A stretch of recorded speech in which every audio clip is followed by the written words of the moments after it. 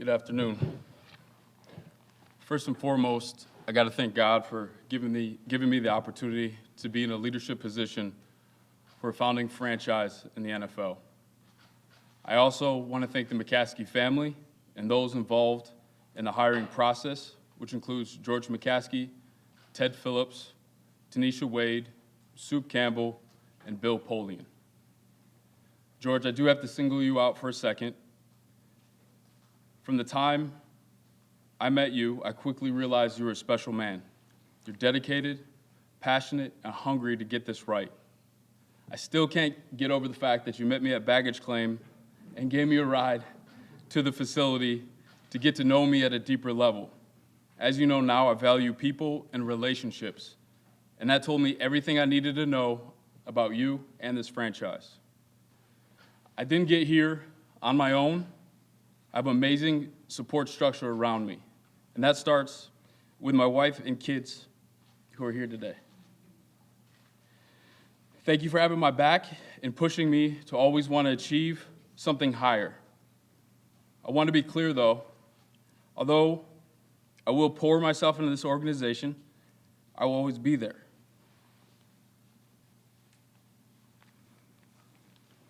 I'll be present and continue to be a great husband and father. I got to recognize my parents for consistently preaching hard work and respect and an emphasis of perseverance, leaning on the phrase, you got to go through something to be something. If it wasn't for those cornerstone characteristics, I wouldn't be here today. There's a lot of people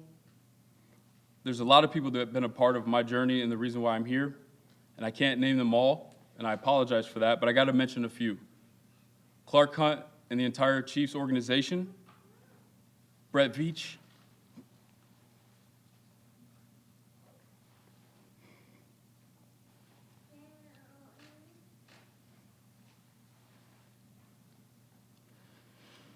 Andy Reid,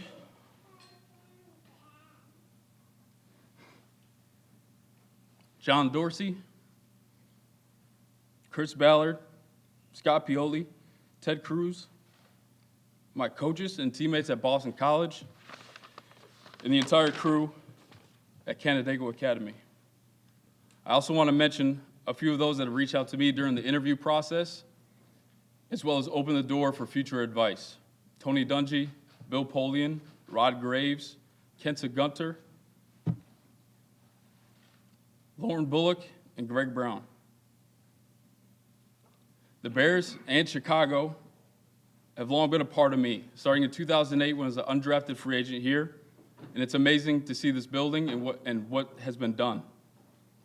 Funny stories, I remember being back in Bourbonnais in the dorm, being woken up in the middle of the night with the tornado sirens going off, and the tornado had hit the ground not too far away. They shuttled us down to the basement in the middle of the night, and everyone, was groggy. But there was a moment I picked up my head. In the basement of this dorm was the laundry room, and I saw Bears legends Brian Urlacher, Lance Briggs, Peanut Tillman, Devin Hester, and Olin Kreutz as we waited out the storm. Then fast forward, I'm proud of this, when I rolled out the red carpet, I rented a sailboat, and I took my future wife out past the Navy Pier, where I took a knee and proposed to her. It just so happened fireworks went off right about that time, and yes, I took credit for it. It was all part of the plan. What am I about, and what's my philosophy? We're going to build through the draft. We're going to acquire young, fast, and physical football players.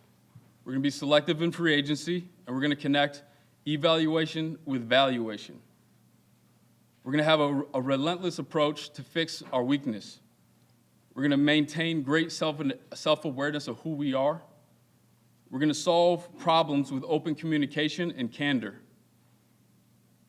And we're going to consistently put players in position to succeed. And the last thing, the most important piece, is we're going to take the North and never give it back.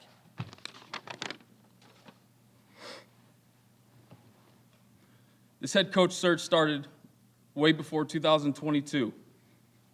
The moment I knew I wanted to be a general manager, I began looking for specific traits that define a successful head coach, and the results were leadership, poise, emotional intelligence, a developmental mindset, discipline, detail, toughness, and energy.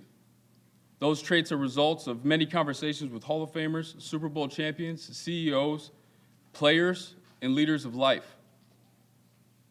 I was also looking for a brother to create an elite partnership with.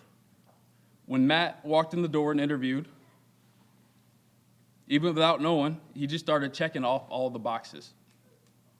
He described a detailed plan that had depth. He talked about building relationships with players and setting a new standard. And most importantly, he wanted to do all of that with the Chicago Bears.